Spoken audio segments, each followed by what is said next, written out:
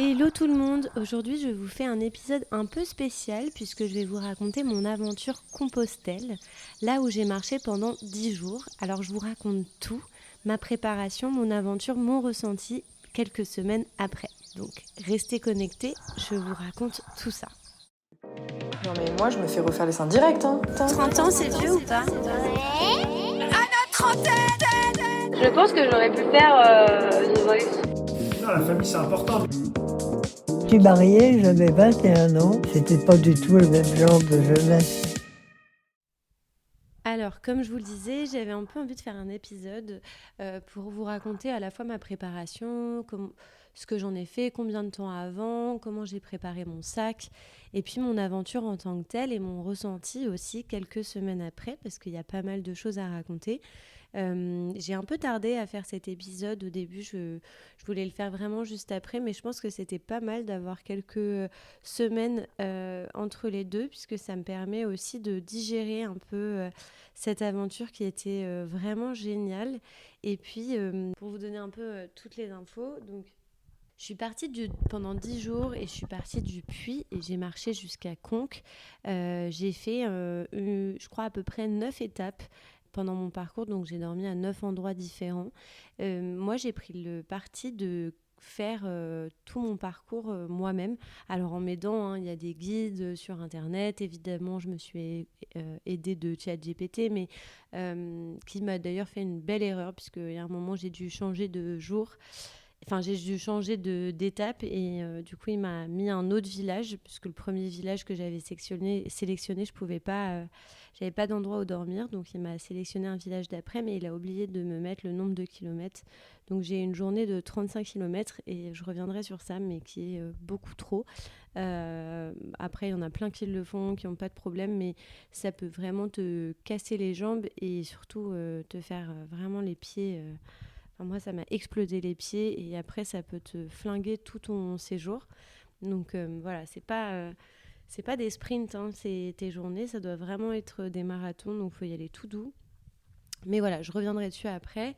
Mais j'ai décidé de partir 10 jours. Alors franchement, j'aurais aimé partir beaucoup plus, mais j'avais un peu un planning serré.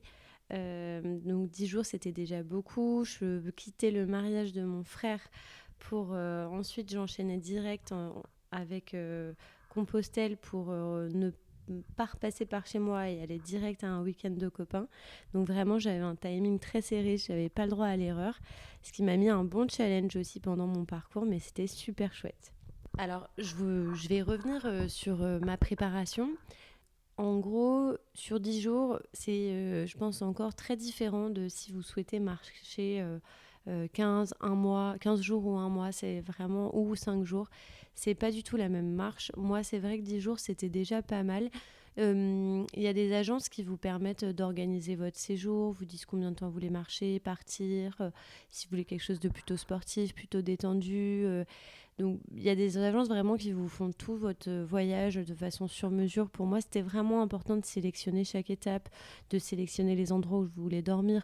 Typiquement, moi, j'avais pas très envie de dormir en refuge. J'ai dormi en auberge, mais toujours avec une chambre pour moi, tout simplement parce que je l'ai déjà fait et que je sais que ça peut vraiment avoir un impact sur le sommeil si on dort avec, évidemment, il y a des gens qui ronflent, mais surtout quand on dort dans des grands dortoirs, bah, le sommeil, c'est pas pareil. Il y a des gens qui vont se lever avant vous, etc. Enfin, voilà, j'aurais été en groupe, j'aurais fait différemment. Étant toute seule, j'avais plutôt envie de booker mes endroits et de dormir toute seule.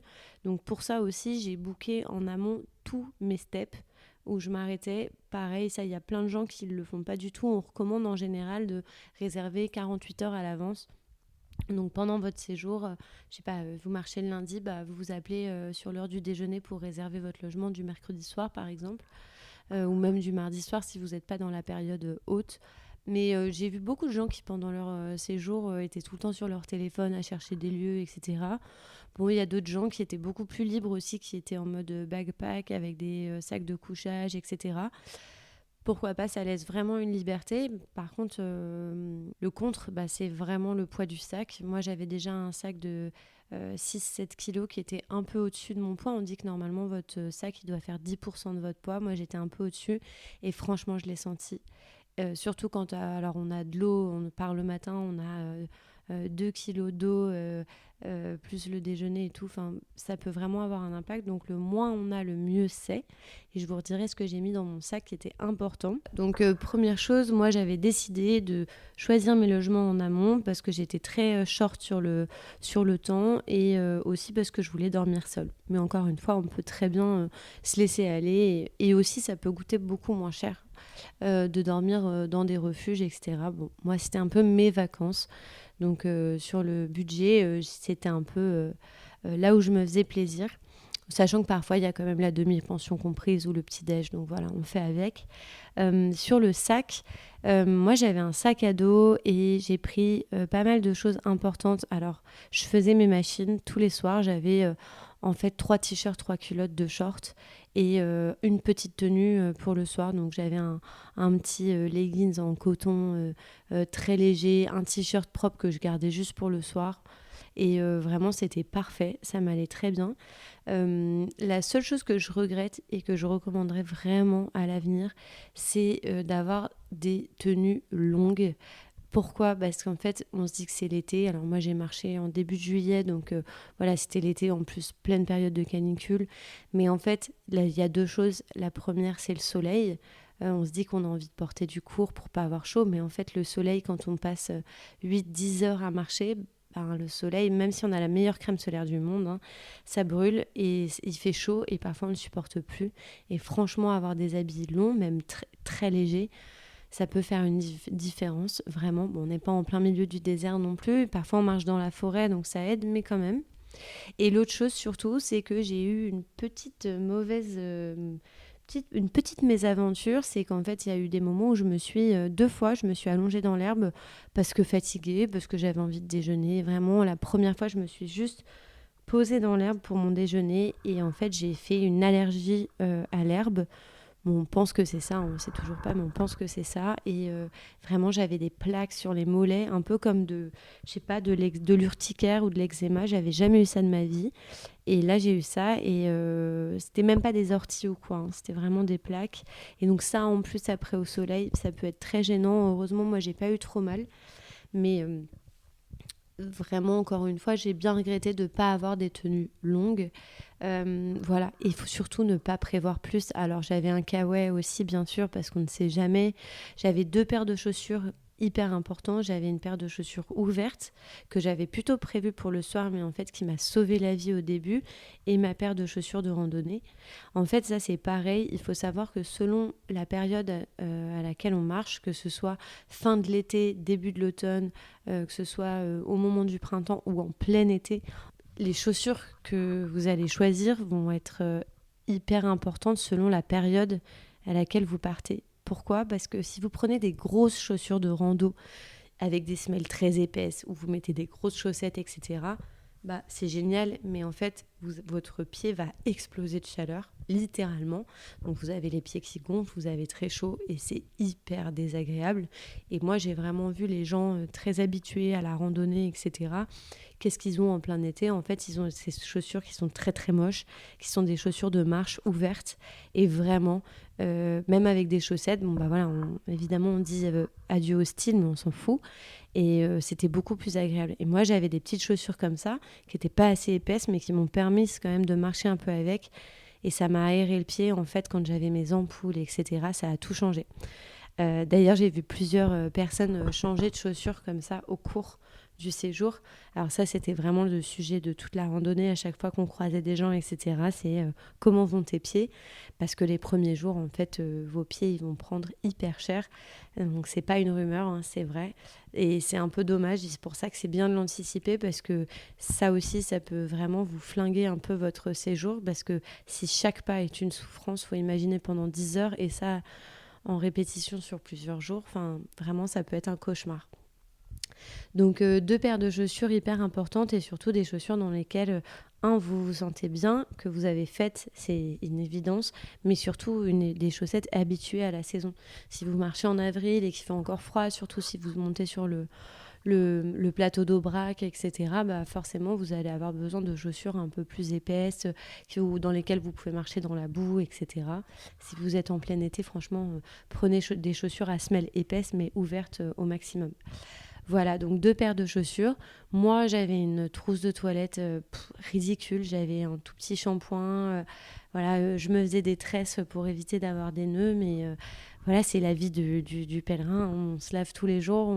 C'est des petites toilettes de chat de temps en temps. Les cheveux, bon, à moins que vous soyez très précieuse, mesdames, et que vous ayez besoin de prendre un shampoing tout entier, etc. Mais il faut se dire que c'est très, très lourd. Donc, il faut vraiment prévoir au minimum.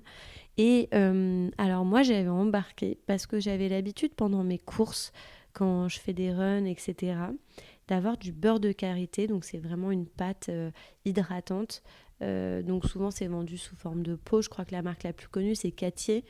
Moi, il m'en restait un fond et je l'ai prise au cas où parce que je me suis dit, ça marche toujours si j'ai une brûlure, si j'ai des ampoules, etc. Et franchement, je suis trop contente de l'avoir prise parce que justement, quand j'ai fait mon allergie à l'herbe et qu'après, j'ai eu plein d'ampoules, en fait, il y a eu un soir, après mes 35 bornes de marche, où je me suis badigeonnée de ça. Et en fait, ça a été mon salut parce que le lendemain, je n'avais plus rien. Et vraiment, ça vaut tous les compides, ça vaut toutes les crèmes anti-frottement, machin, etc. Moi, j'ai adoré et j'avais déjà eu l'expérience en faisant des courses sur des parcours longs, etc. Souvent, je m'en mettais la veille et en fait, le lendemain, ça évitait toute brûlure, toute ampoule, puisque c'est ça aussi, le frottement. Si vous avez une peau bien hydratée, en fait, le frottement se fait moins et ça glisse un peu plus. Donc voilà. Autre chose aussi, et après j'arrête sur les pieds, mais je pense que c'est quand même une phase importante. On a tendance à vouloir prendre des chaussettes de contention, etc., ce que j'avais fait, ce qui peut être très bien quand notamment on a des problèmes de circulation du sang, etc. Mais encore une fois, attention l'été, parce que ça vous serre les pieds. Ça m'a fait plus de mal aux pieds que je pensais. Et en fait, à la fin du séjour, j'avais des petites chaussettes H&M, toutes fines, pourries un peu, mais avec lesquelles je marchais. En fait, mes pieds respiraient vachement mieux. Donc voilà, encore une fois, moi je suis partie en pleine canicule, en plein été, donc ce sera peut-être pas tout à fait la même chose si vous partez à l'automne, au début de l'automne ou pendant le printemps. Voilà, parce que aussi le parcours de Compostelle, on a les 4 saisons, hein, donc si vous êtes sur le plateau d'Aubrac, il peut faire très froid la nuit, froid le jour, vous pouvez avoir de la pluie, même des grillons, pourquoi pas de la neige et du soleil sur une seule et même journée. Donc il faut quand même un peu être prêt à toutes les intempéries. Voilà, sur le sac, j'en dirai pas plus. J'ai pris évidemment une petite serviette au cas où. Moi, j'avais pas de drap, j'avais pas de sac à viande, j'avais pas tout ça parce que j'avais pris des chambres justement qui étaient équipées et c'était important pour moi pour pas me rajouter de poids supplémentaire. J'avais une gourde plus une poche de 1,5 litre, donc j'avais à peu près 2 litres d'eau sur moi. Ce qui a été largement suffisant pour certaines journées, pour d'autres un peu moins, puisqu'il y a des moments où j'étais un peu à court d'eau, mais en fait sur Compostelle, c'est tellement équipé, ils ont tellement l'habitude, il y a tellement des points d'eau, des points de toilette, des petites roulottes avec des gens qui vous vendent des snacks, de l'eau, tout le temps, que c'est quand même rare de se retrouver sans rien. Bon, moi ça m'est arrivé une fois sur ma journée 35 bornes, il y avait écrit qu'il y aurait une roulotte qui vendait des snacks, etc. Elle n'était pas là, du coup je me suis retrouvée sans déjeuner et à la fin sans eau, mais en fait quand je suis arrivée dans le village où je m'arrêtais, il y avait de l'eau. Et voilà, de toute façon j'étais tellement en pilote automatique que je me sais à peine si je me suis arrêtée, j'ai continué, je voulais juste arriver tellement j'avais mal aux pieds, j'étais fatiguée. Mais voilà pour les affaires et la préparation. Et ensuite, les distances. Je pense que selon votre bagage et votre historique sportif, effectivement, il y a certaines personnes qui se permettaient de faire des journées hyper longues, du 30, 35, parfois même du 40 bornes par jour. Faut dire que l'allure moyenne, elle est entre 3, 4, peut-être 5 km/h. Donc voilà, faut s'imaginer 40 bornes, ça commence à faire beaucoup d'heures de marche selon s'il y a du dénivelé ou pas. Mais encore une fois, il y avait des personnes qui marchaient beaucoup et puis qui s'arrêtaient quand ils n'en pouvaient plus. Parce que pareil, il y a des auberges, il y a des gîtes, il y a des partout, tout le temps. Moi, le maximum que j'ai fait, c'est donc 35. Le minimum, c'était je crois que le minimum, c'était 17. Et ça devait être le lendemain des 35, ce qui était très bien. Et qui m'allait parfaitement. C'était c'était 2h30 de marche, un truc comme ça, et peut-être 3 heures. Selon la pause, selon le dénivelé, encore une fois. Moi, j'ai trouvé que Compostelle, c'est quand même accessible pour tous. J'ai vu vraiment plein de gens différents. J'ai vu une maman avec ses enfants de 2 ans, donc ils ne marchaient pas, ils étaient à vélo, elle les avait dans une petite chariole derrière. J'ai vu des personnes plus âgées, j'ai vu des jeunes, j'ai vu des jeunes filles de 20 ans qui marchaient avec des sacs à dos énormes et qui faisaient leur camping, etc. Donc oui, ça reste accessible à tout le monde, mais il faut avoir quand même une petite condition physique. Pourquoi ? Parce qu'il y a du dénivelé, il y a des terrains roulants, donc c'est plutôt les chemins qui descendent avec plein de cailloux, donc ça, il faut avoir un peu l'équilibre, il faut être prêt, il faut être un peu... quand même, faut être à l'aise sur ses appuis. Moi, je ne m'étais pas énormément préparée, si ce n'est que j'avais un peu marché quand même les week-ends qui précédaient pour me mettre un peu en route. Et puis, j'avais fait pas mal de renforcements, plus pour mon dos, pour mes abdos, pour être bien à l'aise en portant mon sac. Donc voilà, moi, je me suis sentie très à l'aise physiquement. Franchement, je pense que j'aurais pu encore continuer. Alors, encore une fois, peut-être pour les personnes qui partent beaucoup plus longtemps, les ressentis, tout ça, c'est très différent. Et dans ces cas-là, je recommanderais de lire. Il y a pas mal de gens qui ont écrit, notamment, je pense à Christophe Ruffin qui a écrit Immortelle Randonnée, qui lui a fait le Camino Norte, donc qui est assez costaud aussi et qui l'a fait tout du long et qui raconte vraiment, il y a des moments très très éprouvants où on en a vraiment vraiment marre de marcher. Moi, c'est vrai qu'en 10 jours, le physique était là. Bon, il a fait très chaud, il y a eu des moments difficiles, mais franchement, rien d'impossible, quoi. Donc j'avais préparé un petit peu mon chemin dans ce sens-là, c'est-à-dire faire entre du 20 bornes. Je suis partie 10 jours, j'ai fait 205 km, donc on peut imaginer que j'avais 20 bornes par jour. Non, il y avait des jours un peu plus, des jours un peu moins, mais ce qui allait très bien. Et en fait, le chemin de Compostelle, il est fait pour ça, c'est-à-dire que si vous achetez même un guide, les étapes que vous allez faire, en fait, elles sont faites intelligemment, c'est-à-dire que les journées où il y a énormément de dénivelé, la distance va être naturellement un peu moins longue et le premier village où vous arrêtez sera plus proche. Donc pour ça, c'est vraiment très bien fait. Et puis c'est vrai qu'aujourd'hui, comme je disais au début, par exemple avec Claude, c'est très facile de calculer vos dénivelés, le nombre d'heures de marche, savoir si ça va être un terrain difficile, ou si ça va être plutôt de la route, etc. Alors à pas s'y méprendre, mais moi j'ai trouvé que parfois marcher sur le béton et sur la route pouvait être beaucoup plus fatigant physiquement et mentalement. Pourquoi ? Parce qu'en fait on voit pas le bout, il n'y a pas ce truc de paysage. Enfin, parfois, si, ça reste très joli, mais j'ai trouvé ça plus éprouvant, souvent les chemins sur la route et le béton. Bon, surtout à la fin, forcément, où je préférais 1000 fois être en plein milieu de la nature, où on a les sens qui sont complètement développés, etc. Voilà, sur la préparation en tant que telle. Bon, je me suis préparée à peu près, je sais pas, peut-être 1 mois ou 2 à l'avance. Encore une fois, moi, je suis du genre à bien préparer, mais je pense que ça peut se faire aussi un peu en last minute, comme beaucoup de gens font, mais qui m'ont quand même servi, je pense, qui m'ont rassurée dans mes étapes psychologiquement. Alors, ce que j'ai pas mal raconté et que je pense important, c'est que c'est vrai, moi, j'ai aussi pris le parti de ne pas marcher avec ma montre, avec mes kilomètres, mes dénivelés, savoir à quelle allure j'étais, etc. Parce que je trouve que quand on marche avec sa montre ou son téléphone et qu'on regarde tout le temps le nombre de kilomètres, l'allure, etc. Ou même quand on a Enfin voilà, pour ceux qui ont une montre qui vibre dès qu'il y a 1 kilomètre de fait, en fait, on déconnecte jamais et on rentre pas dans cet aspect justement d'introspection, etc. Donc moi, j'avais vraiment pris ce parti aussi de laisser tout ça de côté. Je savais, j'avais ma feuille de route, je savais combien de kilomètres je marchais par jour et ça me suffisait amplement. C'est comme ça que ça m'a permis vraiment de déconnecter parce qu'en fait, il faut quelques jours quand même pour déconnecter. J'ai l'habitude de dire que... Enfin, j'ai pris l'habitude de dire quand je raconte Compostelle qu'en fait, le premier jour, on a tendance à marcher avec nos problèmes du quotidien.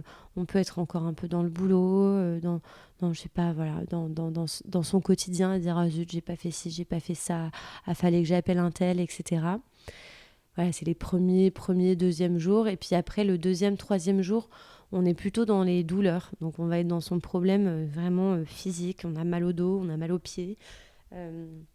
On peut avoir mal à la nuque, mal aux jambes, etc. Enfin voilà, il y avait plein de gens qui avaient des douleurs un peu partout. Moi, c'était vraiment les pieds. Les pieds qui souffraient vraiment. C'était un supplice, quoi. J'en ai chié, mais grave sur les pieds. J'avais des ampoules en dessous des pieds, j'avais des ampoules entre les orteils, j'avais les pieds qui frottaient, j'avais des ampoules partout. Et vraiment, ça a duré 2 jours où c'est très dur, dont notamment le 3e jour qui était une journée de 35 bornes, où là, ça a été l'explosion de douleur, où je suis vraiment arrivée dans mon gîte le soir, je boitais carrément. En plus, j'avais le petit orteil, j'avais l'ongle tout noir. Enfin, je me rentre dans la douche, je me cogne le petit orteil. J'ai eu les larmes aux yeux et je me suis ressaisie. Et c'est là où le soir, je me suis badigeonné les pieds, j'ai pas mis de réveil, j'ai dormi et le lendemain, c'était reparti.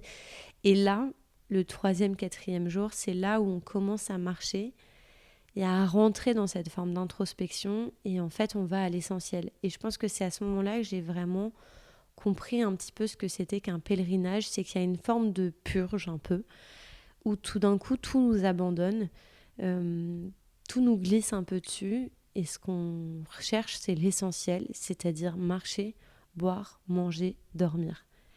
Et c'est extrêmement agréable, surtout, je pense, quand on est peut-être dans un quotidien qui est très éprouvant, si on a le quotidien du travail, des enfants qu'on vit à 200 à l'heure, etc.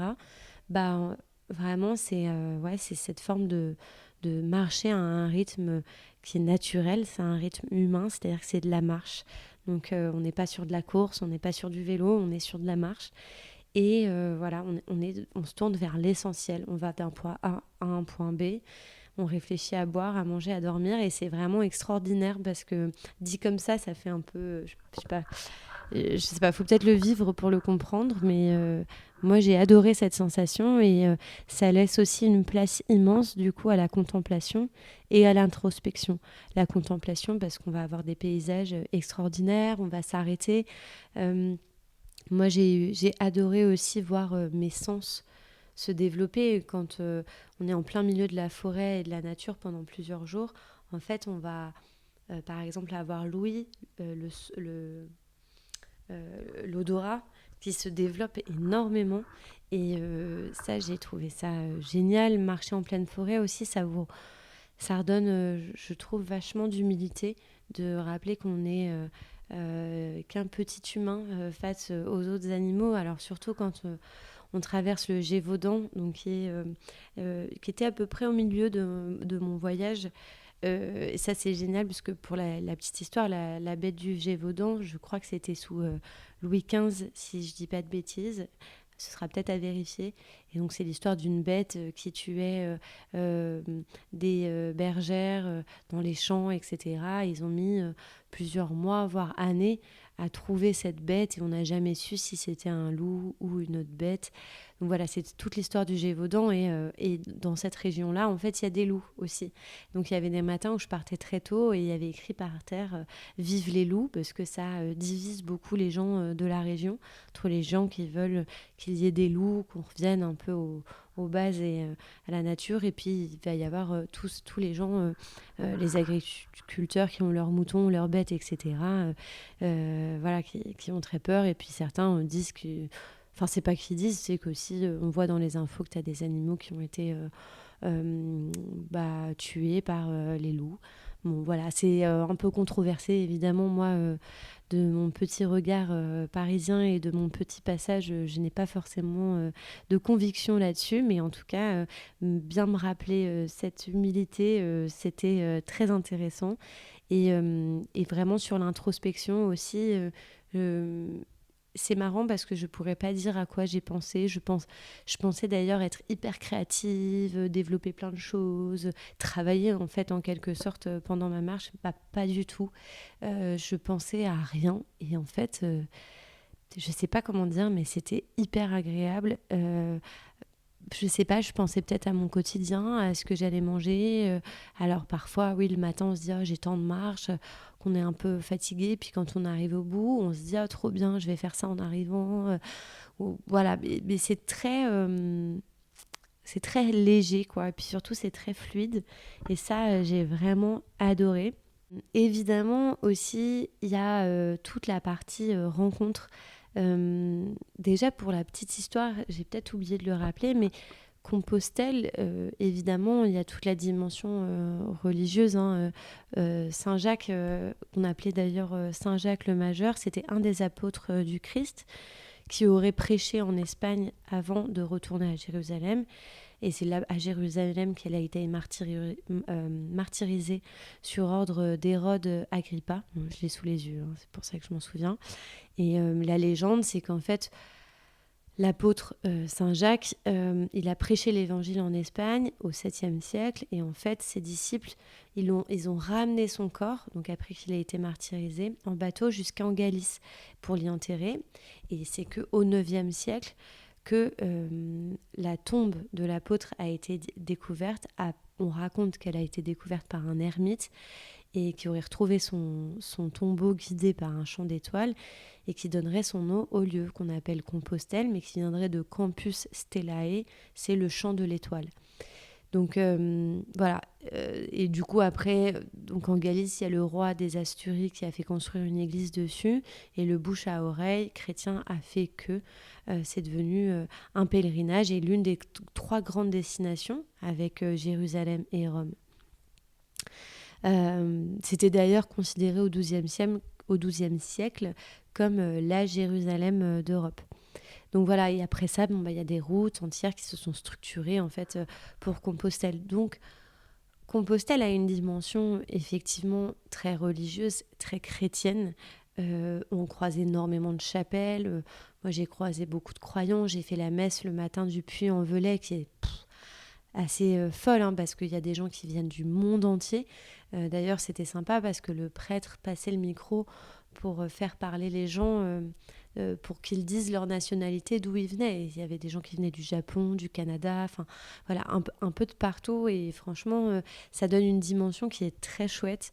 Je pense qu'on soit croyant ou pas, en réalité, la marche reste introspective et quelque part spirituelle pour tout le monde. Après, si on veut y ajouter la dimension chrétienne, c'est propre à chacun. Moi, j'ai bien aimé, même si voilà, j'ai pas fait tout. J'ai fait une messe, j'ai visité les chapelles que j'ai pu. Évidemment, quand j'étais crevée en pilote automatique, je n'y allais pas. Je continuais, mais voilà, je pense que c'est une dimension qui est très chouette et surtout, du coup, qui est portée vers l'autre. Et ça, c'est peut-être ce que j'ai le plus aimé. C'est ce rapport qu'on a avec les autres. Alors, il y a 2 choses. Il y a le rapport, effectivement, du marcheur, un peu du pèlerin, donc un petit peu spirituel, etc. On peut être dans l'entraide. Les gens qui sont dans les auberges. Alors, j'ai eu une rencontre très compliquée avec un mec pas sympa du tout dans une auberge. Mais à côté de ça, des gens très gentils. Mais surtout, ce qui m'a fait mourir de rire et que j'ai adoré et que j'avais pas du tout en tête, c'est que j'avais l'impression d'être dans une colo ambulante en fait, parce que on est pour tous les gens qui partent du Puy, donc même si on fait pas les mêmes arrêts, en fait il y a toujours au bout de 2-3 jours on se retrouve et donc ça crée un lien tout de suite et on dépasse tout de suite le small talk pour ensuite passer à l'étape d'après, on commence à se connaître. Moi voilà, je ferai des petits clins d'œil plus tard, ils se reconnaîtront, mais j'ai fait des rencontres super et vraiment c'était très chouette et ça m'a pas du tout enlevé le fait que je voulais faire cette expérience seule. Au contraire, c'est vraiment les gens qui sont un peu venus à moi sur mon chemin en fait. Et on a marché ensemble, j'ai rencontré aussi un couple retraité belge avec qui j'ai dîné le lendemain soir. Enfin, c'était super agréable et j'ai trouvé que voilà, il n'y a pas d'obligation. On se croise, on se parle, on s'arrête, on se quitte, on se dit au revoir, on se recroise le lendemain. Enfin voilà, j'ai adoré le fait de croiser des gens. J'avais aussi croisé un garçon qui était en fait qui marchait avec un éducateur. Alors pour ceux qui ont vu le film Compostelle, bah, c'est exactement la même asso. Donc j'ai croisé ce garçon-là qui marchait avec son éducateur et qui allait jusqu'à Compostelle. Et ça, moi, ça fait partie des rencontres que j'ai trouvées hyper poignantes et puissantes. Lui, je suis même pas sûre qu'il se souvienne de moi. Et je pense qu'il a fait beaucoup de rencontres. Et d'ailleurs, je pense à lui, il est sûrement encore en train de marcher pendant que vous écoutez cet épisode. Et je l'espère qu'il est encore en train de marcher, qu'il va jusqu'au bout, parce que ça compte dans son dossier face à la juge. C'est ça l'histoire de cette asso qui emmène des jeunes marcher sur Compostelle et ça pèse dans leur dossier après selon le jugement qu'ils auront. C'est souvent des jeunes qui sont déscolarisés, qui sont marginalisés de la société, etc. Donc c'est extrêmement touchant de les rencontrer. Les éducateurs aussi, je trouve ça super fort, franchement, c'est vraiment admirable. Et toutes ces rencontres-là, c'est marrant parce qu'elles prennent une dimension vraiment supplémentaire, plus grande encore que si c'était juste des rencontres que vous faisiez en vacances ou même à plusieurs. Je pense que vous partez à 2 ou en famille. Bah, quand vous rencontrez des gens, c'est plutôt les gens un peu qui vous rencontrent. Quand tu es seul, les gens, tu les rencontres, c'est des rencontres qui n'appartiennent qu'à moi. Donc c'est vraiment chouette et j'ai vraiment des très bons souvenirs pour ça. Je trouve aussi, on m'avait dit sur Compostelle, tu n'es jamais seule. Bah, c'est vraiment avéré en tout cas. J'ai pas eu le sentiment une seule fois d'être seule. Et j'ai d'ailleurs... pour une femme seule, encore une fois, j'ai vu des jeunes filles de 20 ans partir seules et on se sent vraiment en sécurité. Moi, les seules choses qui m'ont fait vraiment peur, c'est ces énormes chiens qui vous aboient dessus et qui vous hurlent dessus, parfois à longueur de journée. Voilà, c'est peut-être ce qui m'a fait le plus peur, mais sinon, j'étais hyper bien. J'avais aussi ma petite coquille à mon sac à dos qui résonnait sur ma gourde qui est en aluminium. Du coup, j'avais l'impression d'avoir une cloche avec moi. C'était assez drôle et ça avertissait les gens que je passais. Donc quand il y avait des chiens ou quand je suis passée dans des champs où il y avait des vaches, je sais pas, j'avais l'impression de me fondre dans le décor, au-delà du fait que parfois j'étais recouverte de poussière et de terre et que bah, forcément au bout du 10e jour on a beau ça faire ses propres machines. Voilà, je vous laisse imaginer les odeurs et etc. Encore une fois, ça fait partie de l'expérience. Donc, j'ai vraiment adoré. D'ailleurs, je pense, parce que je parlais de ma petite coquille Saint-Jacques, petit fun fact pour les gens qui ne savent pas, mais l'histoire de la coquille, moi, je l'ai apprise en marchant et elle est assez drôle. C'est qu'en fait, selon la légende, il y avait un chevalier qui chevauchait sur la plage au moment où le bateau ramenant le corps de Saint-Jacques vers la Galice passait au large et son cheval qui a été effrayé se serait emballé et aurait plongé dans la mer avec lui. Et on les croyait perdus, mais ils s'en sont ressortis sains et saufs, entièrement recouverts de coquilles Saint-Jacques. Et en fait, la coquille devient l'emblème du pèlerin pour le protéger et les pèlerins de Compostelle en fait, ont pris l'habitude à l'époque, au Moyen-Âge, de revenir avec une coquille qu'ils avaient ramassée dans la mer pour montrer, comme symbole, en fait, pour montrer qu'ils avaient bien fait Compostelle. Donc voilà, c'est assez chouette aussi, je trouve, comme histoire. Moi, j'avais customisé ma coquille avec ma filleule Ava, à qui je fais un petit clin d'œil, parce que tout le monde m'a dit qu'elle était merveilleuse, ma coquille, donc j'en étais très fière. Voilà, fin de la parenthèse sur mon fun fact sur la coquille, mais c'est assez drôle à savoir. Et pour conclure, je pense sur mon ressenti sur Compostelle, donc encore une fois, moi, il y a vraiment eu cette forme de purge.